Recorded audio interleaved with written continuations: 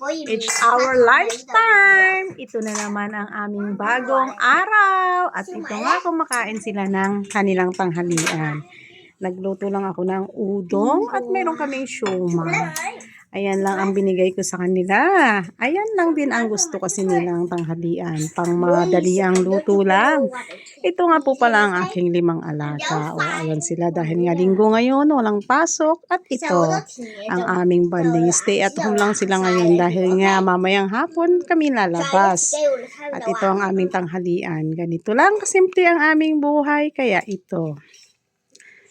Nakita niya naman kanya-kanyang kain, hindi sila mahirap alagaan kasi ganyan lang ang gusto nila, kumukuha lang sila at napaka-independent nila at mababait sila mga bata kaya hindi sila mahirap bigyan kung anong gusto nila dahil kinakain talaga nila kung ano yung mga gusto nila, hindi sila mapili sa pagkain. Oh, ito yung isa lang, kumando-kumando na siya. Anong sinasabi niya na kaya ayan. Oh, di ba? Nakita niyo, simple lang sila. Yan pala. Ang panganay na sa gitna, ito naman yung isa, o, di ba? Ang tahimik lang nila kasi yan lang ang ginagawa nila dito, wala nang iba.